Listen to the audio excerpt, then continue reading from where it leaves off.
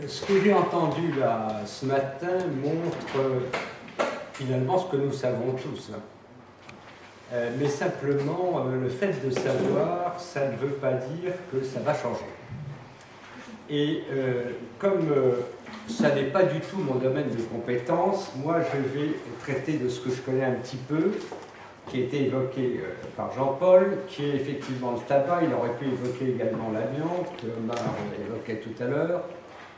Et pourquoi? C'est parce que je pense que dans les plaidoyers qui sont en cause, parce que c'est un plaidoyer qu'on est en train d'instruire, il y a des éléments qui sont permanents entre les différents sujets.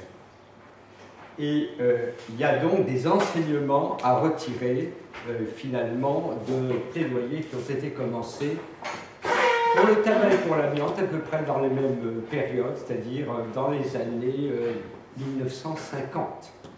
C'est-à-dire que la connaissance de ces deux facteurs cancérogènes majeurs que sont le tabac et l'amiante a été acquise en 1950.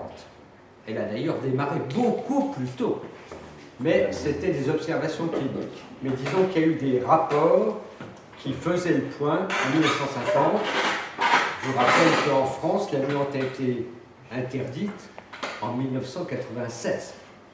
Qu'on a été un des derniers pays de l'Union européenne à interdire l'usage courant de l'amiante. Il y a encore certaines exceptions.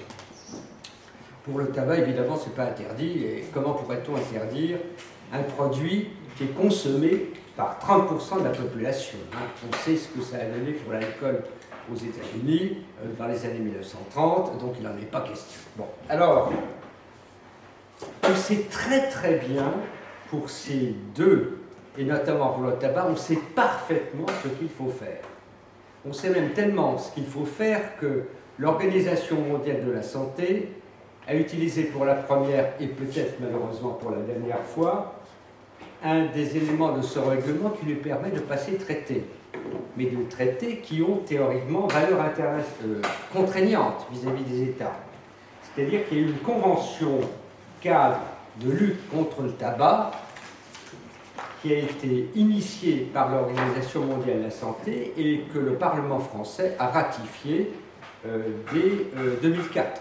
Donc il y a 12 ans de cela. Et qui dit tout ce qu'il faut faire. Et il y a des pays qui ont fait tout ce qu'il faut faire. Ou plus exactement, des parties de pays. Par exemple, aux États-Unis, il y a quelques États, je pense essentiellement à la Californie, quelques États également de l'Est, qui ont engagé l'interdiction de fumer dans les lieux publics, l'augmentation des prix, enfin vous connaissez tout ça. Et le résultat des courses, ça a été que la prévalence du tabagisme en Californie, c'est 14% de la population. Le cancer du poumon en Californie, non seulement il a diminué la mortalité, parce que le cancer du poumon, malheureusement, l'incidence, la prévalence et la mortalité sont très proches. Donc la prévalence et la mortalité du cancer du poumon en Californie a baissé, bien entendu chez l'homme, comme elle le fait en France, mais chez la femme, où ça explose en France. Le Royaume-Uni, eh bien, la prévalence du tabagisme au Royaume-Uni, elle est de 18%. En France, elle est de 34%. Donc ça veut dire qu'on a tous les éléments. Alors qu'est-ce qui se passe? En dehors des éléments de la connaissance, moi j'ai appris plein de choses ce matin, je ne connais pas bien le sujet, mais ce n'est pas du tout ça le problème. Le problème, c'est que devant, finalement, une atteinte profonde à notre système de protection sociale qui est basé sur la solidarité et sur l'équité, on se trouve effectivement devant un danger mortel, qui est qu'on ne va pas pouvoir supporter ça. Est-ce qu'on va continuer comme ça, dans des petits cénacles sympathiques, à se retrouver? Qu'est-ce qui a été possible de faire ailleurs, par exemple en Californie ou au Royaume-Uni ou certains États vis-à-vis du tabac? Qu'est-ce qu'il a été possible de faire vis-à-vis de l'amiante? Mais il n'y a pas de secret. Il n'y a absolument aucun secret. À savoir que si on continue à dire on n'a pas les moyens de, etc., on est mort.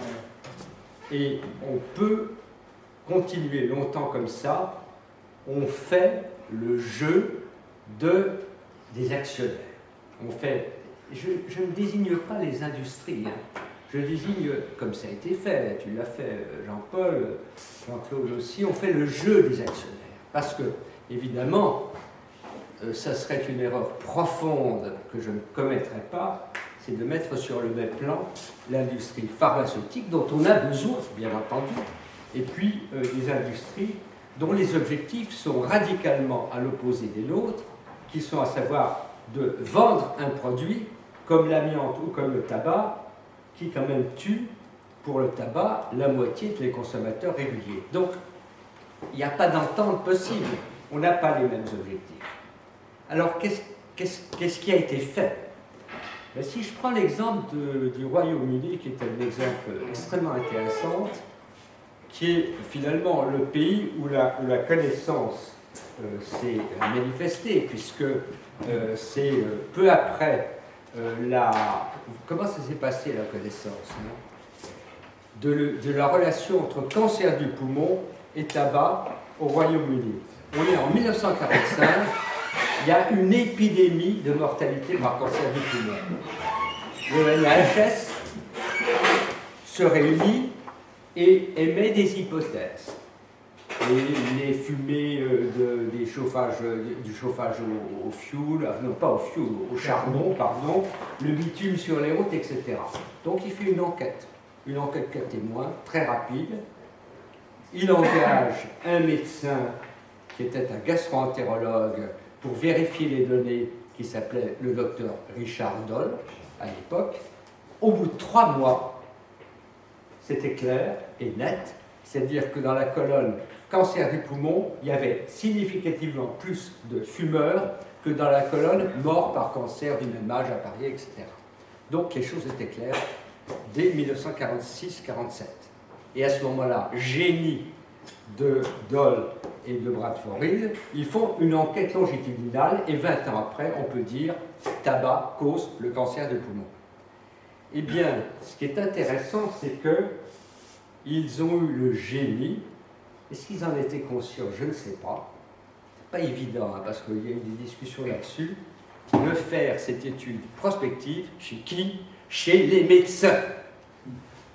Et donc, ça a diffusé dans la communauté médicale, puis ça a diffusé dans la communauté tout court, dans la communauté anglaise. Et le résultat des courses, c'est qu'au Royaume-Uni, il y a, je vous le disais, une prévalence de 18%, qu'il y a une diminution de la mortalité par cancer du poumon chez l'homme, ça commence chez la femme, et qu'ils sont singulièrement à l'avance par rapport à la France, où pourtant, depuis 1976, loi Veil, 91, loi Evin, 2006, Bertrand, décret Bertrand, les plans cancer, etc., un certain nombre de zozos, dont moi-même, nous nous évertuons à dire, bon ben le tabac c'est important, etc. Et le résultat, 40 ans après, 50 ans après, c'est que la prévalence du tabac en France est de 34% et que la mortalité par cancer du poumon, elle n'a pas diminué. Et donc, quel est le déficit? Eh bien, le déficit, c'est que l'opinion publique n'a pas été travaillée autant qu'elle a été travaillée dans les pays où on a gagné. Et donc, le petit message que je veux faire passer de quelqu'un qui ne connaît pas du tout le problème, comme les experts qui sont l'expert qui s'est exprimé sur les médicaments innovants notamment en cancérologie, c'est que si nous restons entre nous, si nous ne savons pas mobiliser l'opinion publique, eh bien dans 40 ans, on sera peut-être au même point. Toutefois, ce n'est pas tout à fait la même chose.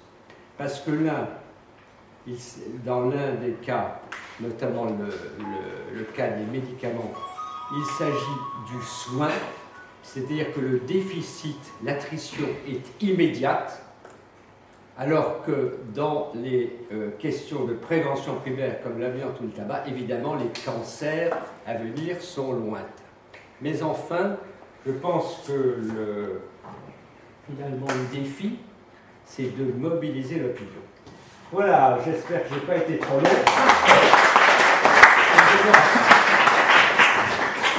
beaucoup.